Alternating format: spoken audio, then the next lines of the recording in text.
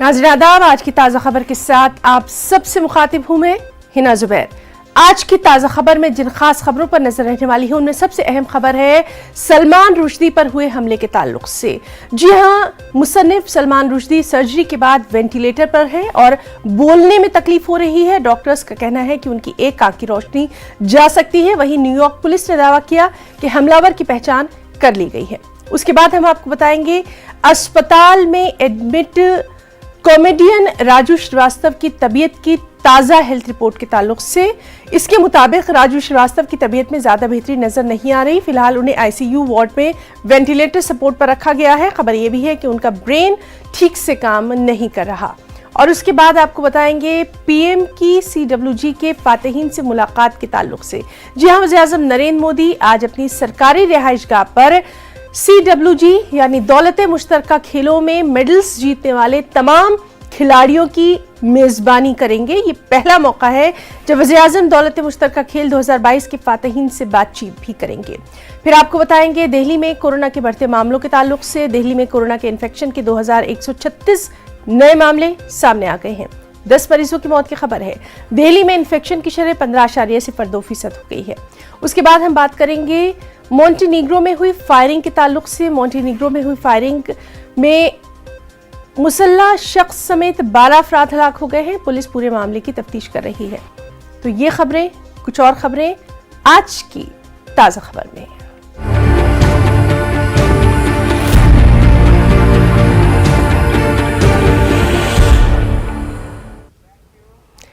Writer Salman Rushdie घंटों चली गले की सर्जरी के बाद वेंटिलेटर पर हैं। बोलने में तकलीफ हो रही है। डॉक्टर्स के मुताबिक उनकी एक आंख की बीनाई जा सकती है। वहीं न्यूयॉर्क पुलिस ने दावा किया कि हमलावर की पहचान कर ली गई है। सलमान रुश्दी पर मगरबी न्यूयॉर्क में एक प्रोग्राम के दौरान चाकू से गर्दन पर हमला किया गया। इसके फौरी बाद रुश्दी फर्श पर गिर गए। फिर उन्हें वहां से फौरी अस्पताल ले जाया गया।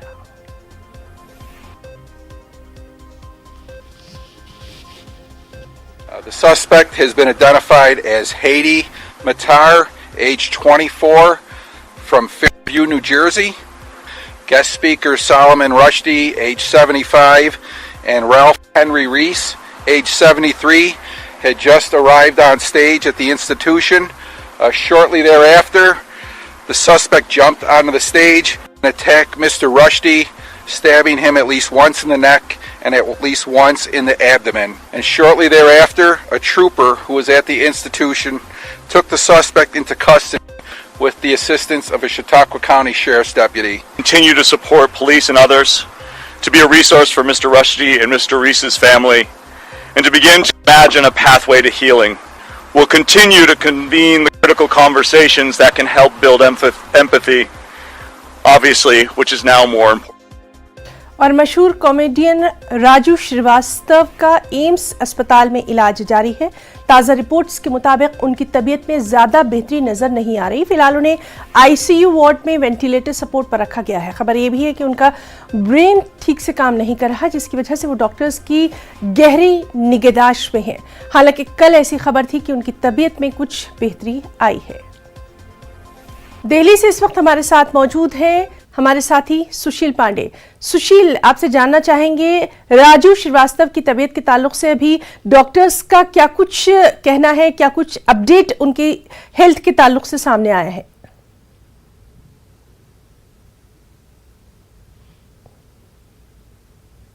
जो फिलहाल इस समय आज के दौर में लोगों के चेहरे पर एक मुस्कान लाने की कोशिश करते हैं।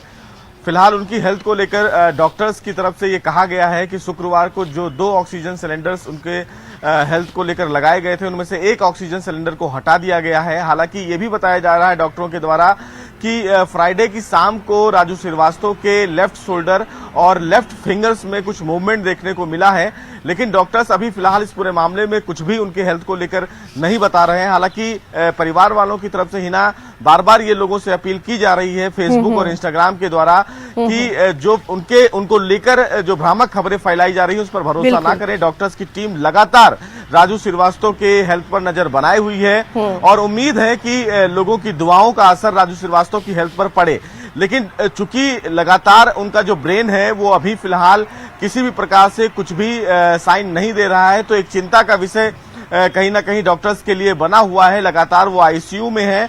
12 डॉक्टरों की टीम बनाई गई है जो फिलहाल उनके न्यूरो से लेकर हार्ट तक की जांच कर रही है। सुबह जब आज डॉक्टर्स की टीम ने जांच की है तो हमें जो सूत्रों से जानकारी मिली है उस जानकारी के मुताबिक जो मूवमेंट उनके शरीर में हुआ है उसको लेकर डॉक्टर्स के बीच में थोड़ा सा होप देखने को मिला है। लेकिन चूंकि लगातार राजू श्रीवास्तव अभी वेंटिलेटर पे हैं, तो डॉक्टर्स की टीम के द्वारा उनके स्वास्थ्य को लेकर कोई निष्कर्ष पर अभी नहीं पहुंचा जा रहा है ना। लेकिन राजू श्रीवास्तव के हेल्थ में जो सुधार थोड़ा सा देखा गया है उसको लेकर आज डॉक्टर्स की एक बड़ी मीटिंग बुलाई गई है कि आखिर इस पूरी रणनीति को लेकर वो आगे किस तरह बढ़े। क्या उनकी दवाइयों में कोई बदलाव किया जाएगा या डॉक्टर्स की जो टीम है वो उस रणनीति को लेकर आगे बढ़ेगी कि किस प्रकार से राजू श्रीवास्तव के हेल्थ को लेकर जल्द से जल्द उनकी रिकवरी को लेकर कोई बड़ा फैसला लिया जाए। लेकिन अभी भी कहीं ना कहीं चिंता बना हुआ है। हालांकि लोगों से भी और न्यूज 18 भी यही अपील करता है कि लगातार दुआओं और दवाओं का असर राजू श्रीवास्तव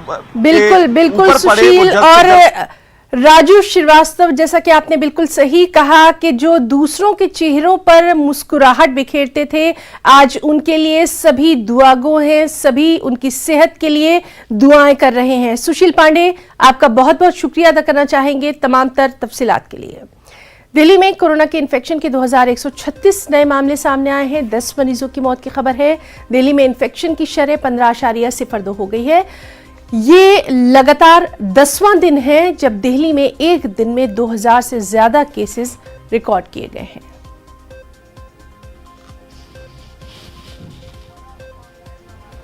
दिल्ली से हमारे साथी फराह खान मौजूद हैं। फराह, दिल्ली के ताल्लुक से तशवीशनाक खबर आ रही है कोरोना को लेकर, क्या कुछ है तफसीलात? जी देखिए, अगर दिल्ली में कोरोना की संक्रमण दर की बात की जाए तो वो 18% हो गया है और दिल्ली में बीते 24 घंटों में कोरोना के 2000 से ज्यादा मामले आ रहे हैं। और देखिए, लगातार देखने को मिल रहा है कि कई दिनों से ये 2000 से ज्यादा मामले आ रहे हैं और 10 मौतें भी हुई हैं और वहीं 2000 लोग जो हैं वो ठीक भी हुए हैं। देखिए, अगर दिल्ली के एक्टिव मरीजों की बात की जाए तो वो 8000 से ज्यादा हो गए हैं और अगर संक्रमण दर की बात की जाए तो वो 15.2% हो गया है। देखिए, कहीं ना कहीं ये माना जा रहा है कि दिल्ली में कोरोना के वेरिएंट का एक सब वेरिएंट मिला है जो कि है BA.2.75, जिसके चलते दिल्ली में कोरोना के मरीजों की जो संख्या है वो तेजी से बढ़ने लगी है और ये एक वेरिएंट जो है ये एक वजह मानी जा रही है, इसलिए सख्ती भी हो गई। देखिए, अभी बीते दिनों देखा क्या कि दिल्ली में मास्क के लिए ये साफ तौर पर सख्ती बरती गई है कि अगर कोई मास्क नहीं लगाएगा तो 500 रुपए का चालान होगा, क्योंकि देखिए लोगों की भी जो लापरवाही है वो बढ़ती जा रही है और जिस तरीके से कोरोना के वेरिएंट्स जो हैं, जो सब वेरिएंट्स नए रूप ले रहे हैं, उससे जो है वो लोग परेशान हो रहे हैं। तो दिल्ली में कहीं ना कहीं एक रिपोर्ट में भी ये सामने आया है, LNJP अस्पताल की एक रिपोर्ट है जिसमें ये स्टडी में खुलासा हुआ है कि एक नया वेरिएंट मिला है BA.2.75, जिसके चलते लोग जो हैं वो ज्यादा संक्रमित हो रहे हैं और दिल्ली में जो है वो खतरा जो है वो एक तरीके से दिख रहा है। तो अगर लोग इस वक्त सतर्क नहीं होते हैं, मास्क नहीं लगाते हैं, सोशल डिस्टेंसिंग का पालन नहीं करते हैं, तो फिर लोगों के लिए बहुत ज्यादा बिल्कुल फराह, तो लोगों को खासी एहतियात बरतनी होगी। और बहुत बहुत शुक्रिया आपका अदा करना चाहेंगे तमाम तर तफसीलात के लिए। एक और अहम खबर, वज़ीर-ए-आज़म नरेंद्र मोदी आज अपनी सरकारी रिहाइशगाह पर दौलत मुश्तरका खेलों में मेडल्स जीतने वाले खिलाड़ियों की मेजबानी करेंगे। ये पहला मौका है जब पीएम दौलत मुश्तरका खेल 2022 के फातहीन से बातचीत करेंगे। वज़ीर-ए-आज़म नरेंद्र मोदी ने अपने ट्वीट में लिखा कि कॉमनवेल्थ गेम्स के दस्ते के साथ बातचीत के लिए मुंतजिर हूं। पूरे मुल्क को हमारे खिलाड़ियों की कामयाबियों पर फख्र है।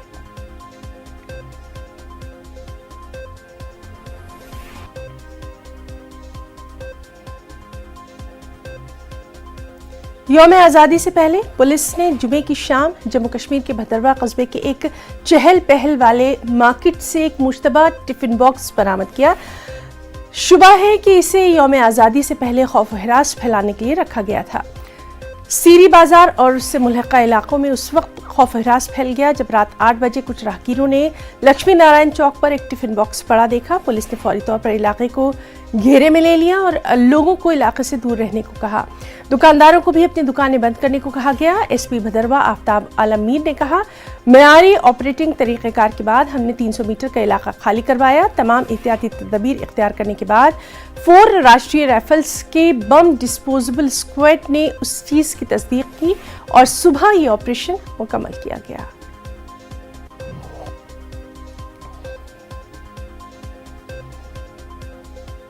सभी को पता है कि 8:15 बजे के करीब आज शाम हमें इतला मिली थी पुलिस स्टेशन में कि यहाँ पे सिरी बाज़ार में कोई सस्पेक्टेड ऑब्जेक्ट है। तो as a standard operating procedure हमने इस एरिया को घेराव में लाया। उसके बाद हमने यहाँ पे एवैक्यूएशन की। पहली एवैक्यूएशन हमारी रही कोई 300 मीटर्स के आसपास। उसके बाद हमने थोड़ा सा उसको और एक्सटेंड किया, एरिया को हमने सिक्योर किया। उसके बाद यहाँ पे बॉम्ब डिस्पोजल स्क्वाड, आर्मी का जो एक यूनिट आ गया और साथ में जो पैरामिलिट्री फोर्सेस है। तो उसके बाद पूरी जो SOP फॉलो करके हमने इसको जो है इसका एनालिसिस किया और एनालिसिस करने के बाद पाया गया कि ये कोई एक अबेंडेंड एक टिफ़िन था जो किसी से रह गया था यहाँ पे दिन में। तो उसी से थोड़ा बहुत यहाँ पे स्केयर पैदा हुआ था। अब सिचुएशन नॉर्मल है, कोई ऐसी चीज़ नहीं थी, कोई एक्सप्लोजिव नहीं था। तो अभी सिचुएशन जो है नॉर्मल हो गई है। रवां बरस 12 मई को बडगाम के चाडूरा में कश्मीरी PM पैकेज मुलाजिम राहुल भट्ट को मिलिटेंटों ने उनके दफ्तर में ही हलाक कर दिया था। कल 3 माह मुकम्मल होने पर शेखपुरा बडगाम में कायम पंडित कॉलोनी में कश्मीरी पंडितों ने कैंडल मार्च निकाला और राहुल भट्ट को खिराज अकीदत पेश किया। ये PM पैकेज मुलाजिम राहुल भट्ट के कत्ल के बाद से लगातार एहतजाज पर है और लगातार जम्मू ट्रांसफर का मुतालबा कर रहे हैं। इन लोगों का कहना है कि सरकार ने उनके मुतालबात अब तक पूरे नहीं किए।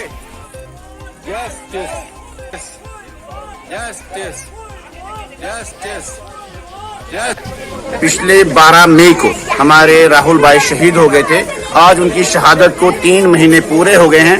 उनको श्रद्धांजलि देने के रूप में हमने एक कैंडल मार्च निकाला है। ये हमारी तरफ से उनको श्रद्धांजलि है। भगवान उनको स्वर्ग में जगह दे।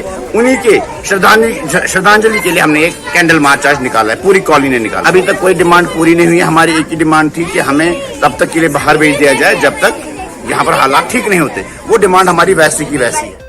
और आज की ताज़ा खबर में वक्त है एक छोटे से ब्रेक का, जल्द वापस होंगे।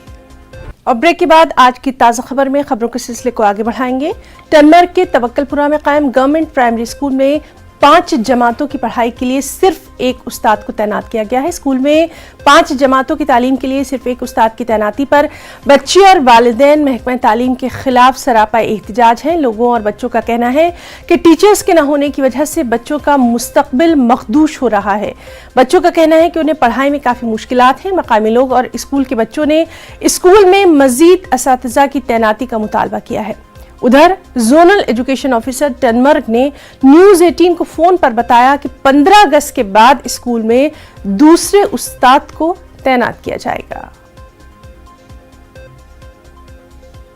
अच्छा अकुई टीचर अजय किताब हेका पढ़ित अच्छा यम सरस कुछ मीटिंग त्रावान छुट्टी अच्छा वारिया सख्ती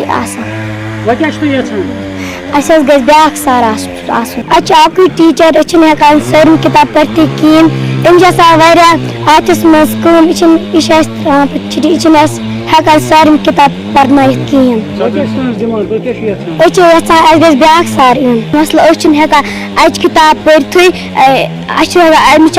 कुछ साथ मीटिंग एप्स मज हेकान पढ़ बाकी किताब ब्याक teacher government primary school Tavakkalpura है। मैं यहाँ पिछले 7 महीने से अकेले काम कर रहा हूँ। इस सिलसिले में बहुत सारे पेरेंट्स हमारे पास रोज़ आते हैं शिकायत लेके कि हमें दूसरा टीचर दिलाइए। इस सिलसिले में हमने जड़ियो साहब से भी बात की, तो हमें भी उम्मीद है कि जड़ियो साहब बहुत जल्द इसके बारे में कोई ना कोई कदम उठा के इस प्रॉब्लम का अज़ला करेंगे। पेरेंट्स जो हमारे पास रोज़ शिकायत लेकर आते हैं और उनकी शिकायत जो है वो जेन्युइन भी है, तो इस सिलसिले में हमने उनको भी अपनी तरफ से पूरा आश्वासन दिया है कि हमारे जड़ियो साहब इस सिलसिले इसके बारे में बहुत जल्द कोई ना कोई इकदाम उठाएंगे। सर ये 15 के बाद मैं दे दूंगा टीचर। अच्छा 15 के बाद टीचर दे दूंगा, सिंगल नहीं रखूंगा मैं। ये वादा रहा आपके साथ। ठीक उनको मैं बताऊं कि 15 के बाद? हाँ सर बताए, 15 के बाद बताए सर। ठीक है सर, ठीक। कंठपुरा नौगाम अवंतीपुरा से लासीपुरा तक की राब्ता सड़क और ड्रेनेज सिस्टम नाकारा होने से नौगाम के लोग बेहद परेशान हैं। मकामी लोगों के मुताबिक कई दहाई कबल ये राब्ता सड़क और उसके किनारे एक ड्रेनेज को तामीर किया गया, ताहम तब से अब तक इस राब्ता सड़क पर दोबारा मरम्मत ही नहीं की गई। ड्रेनेज सिस्टम भी कहीं नजर नहीं आता क्योंकि कुछ शरपसंद लोगों ने सड़क के किनारे ड्रेनेज पर नाजायज कब्जा कर रखा है। लोगों के मुताबिक बारिश होने के साथ ही ड्रेनेज का पानी लोगों के घरों में दाखिल हो जाता है, जिसकी वजह से आबादी हिजरत करने पर मजबूर हो गई है। उन्होंने जिला इंतजामिया से इलाके की जानिब तवज्जो देने की अपील की है। रोड निकलता है, मेन रोड से कनेक्ट होते होते जाता है, यहाँ पे वासूरा जाता है, लासीपोरा, लितर, अगलड़, बहुत सारे गांवों को कनेक्ट करता है। लेकिन बदकिस्मती से कुछ शरपसंद अनासर लोगों ने जो यहाँ की ड्रेनेज सिस्टम है वो खराब कर डाले। यूं ही मौसम थोड़ा सा खराब होता है, बारिश आती है, ना बच्चा स्कूल जाता है, ना हम घर से बाहर आते हैं, ना बुजुर्ग चलते हैं। यहाँ पे हमारी मस्जिद तामीर होती है, वहाँ जाने में दिक्कत हो, बहुत सारी प्रॉब्लम्स क्रिएट हो जाती है। इतने बड़े गड्ढे हो गए, इतने पगे खोल हो गए कि बंदा तो क्या, बड़ा बंदा क्या, छोटे बच्चों का चलना दुश्वार होता है। बराई करम RNB पुलवामा जो भी एक्शन साहब वहाँ पे बैठे हुए हैं या DC पुलवामा जो भी बैठा हुआ है, बराई करम इस रोड की तरफ ताउन दे, इसको ग्रेडिंग करें, थोड़ा सा इस ड्रेन की तरफ नजर करें। आज ब्रो 6 वरियों पे अत ड्रेन तो बी सड़क तह बकरवार रोड, मगर यह मकलो घर वालों खत्म कर सड़क। यह जमींदार जाय बनो तम त्रो पन पन हन अत बन तो रोड यह ड्रेन तल बे दीतो सड़क तल। ये सात रूद पेवान अस बन घर मज नबर नीरुन कह टोटल ना कहें। सोच अपील संभलते सड़क मेहरबानी करें। अमरनाथ यात्रा 2022 के पुरअमन इख्तिताम पर जिला रामबन में लगाए गए मुख्तलिफ मुकामात पर लंगर भी खुशउस्लूबी के साथ बंद किए जाने और मुंतजमीन श्रद्धालुओं की खिदमत करके काफ़ी खुश नजर आए। आपको दिखाते हैं हमारे साथी बिलाल बाली की ये रिपोर्ट।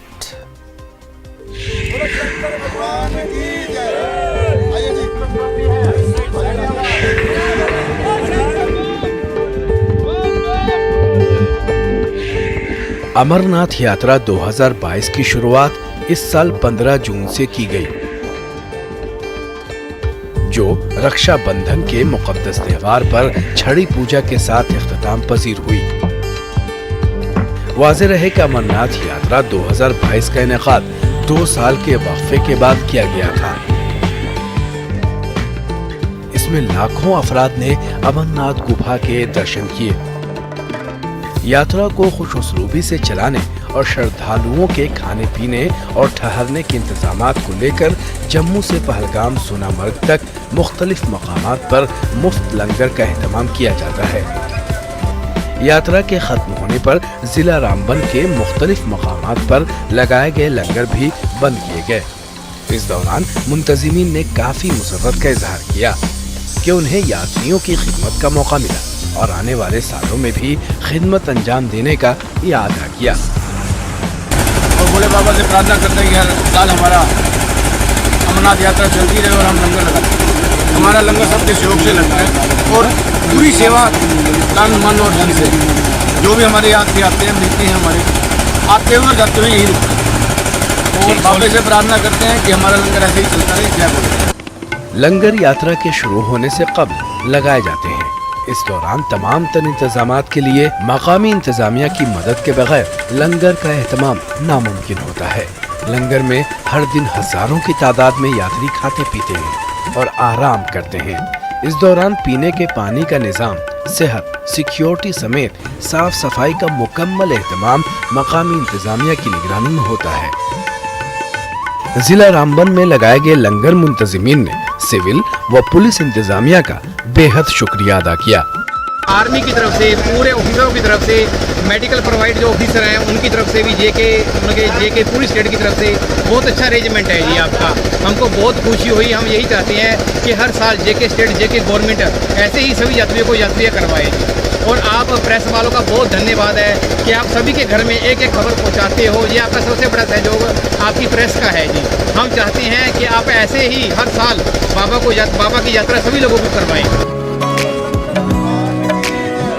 जिस खुशउस्लूबी और पुरअमन माहौल में अमरनाथ यात्रा 2022 का इनेकाद किया गया, उम्मीद की जा रही है कि इसका सिलसिला आगे भी जारी रहेगा, ताकि जम्मू कश्मीर के लोगों को यात्रियों की खिदमत का मौका इसी तरह से मिलता रहे और अमन व अमान की फजा यकीनी कायम व दायम रहे। न्यूज़ 18 उर्दू के लिए रामबन से बिलाल बाली की रिपोर्ट। आज़ादी के अमृत महोत्सव के तहत मरकजी हुकूमत की स्कीम हर घर तिरंगा मुहिम का बाकायदा आगाज आज यानी 13 अगस्त से हो गया है। इसका सिलसिला 15 अगस्त तक जारी रहेगा। जम्मू कश्मीर के हर घर, हर इलाके में तिरंगा शान से लहराया जा रहा है। हुब्बुल वतनी के जज्बे से सरशार अवाम ने मरकजी हुकूमत की इस पहल का खैर मकदम किया है। जिला रामबन में भी हर घर तिरंगा मुहिम को लेकर काफी जोश खरोश लोगों में देखा जा रहा है। जिले के हर कोने से हर घर तिरंगा की तस्वीर सामने आ रही हैं। माननीय नरेंद्र भाई मोदी जी ने एक आह्वान किया कि आज़ादी के अमृत महोत्सव पर पूरे देश भर में हर घर तिरंगा फहराया जाएगा और पूरे देश भर में आप देखेंगे कि इस तरह से लोगों की डिमांड तिरंगे को लेकर ही तिरंगे कम पड़ रहे हैं और सरकार पूरी कोशिश कर रही है कि हर घर तक तिरंगा भी पहुंचाया जाए। और बच्चों ने भी एक सुबह रैली निकाली, स्कूल के बच्चों को और देखें बुजुर्गों का, युवाओं का, महिलाओं का, नौजवानों का, सबका पार्टिसिपेशन हर घर तिरंगा में देखकर एक मन में उत्साह सा जागता है कि आज़ादी का अमृत महोत्सव वास्तव में इन दिलों की गहराइयों में भारत का तिरंगा बसा हुआ है और इसके निस्बत कोई भी किसी भी कीमत में कॉम्प्रोमाइज़ नहीं किया जा सकता है। जैसा कि आपको पता ही देश भर में आज़ादी के अमृत महोत्सव के सिलसिले में जगह जगह प्रोग्राम आयोजित किए जा रहे हैं। Range police headquarter Doda Kishtwar Ramban की तरफ से भी आज एक तिरंगा मार्च का आयोजन बटोट में किया गया। वो व्यापार मंडल थे, चाहे सभी यहाँ के स्कूल थे, सभी राजनीतिक दल थे, सभी तरह की फोर्सेस थी और सभी ने एक तिरंगा मार्च का आयोजन किया मिलजुल करके। यौम आज़ादी तक़रीबात से कबल मुल्क के मुख्तलिफ तारीख़ी इमारतों को तिरंगे की खूबसूरत रोशनी से मुनक्स किया गया है। गोलकुंडा किला तिरंगों की रोशनी में बेहद दिलकश नजर आ रहा है। मुंबई की CSMT हेरिटेज इमारत को भी तिरंगे की लाइटिंग से रोशनास किया गया है। पुणे में यौम आज़ादी की तक़रीबात से पहले वाडा किले के खूबसूरत मनाजिर देखे जा सकते हैं। अपने TV स्क्रीन पर नाज़रीन आप देख सकते हैं कि कैसे तिरंगे की खूबसूरत रोशनी ने इन तमाम तारीख़ी इमारतों को जगमगा दिया है।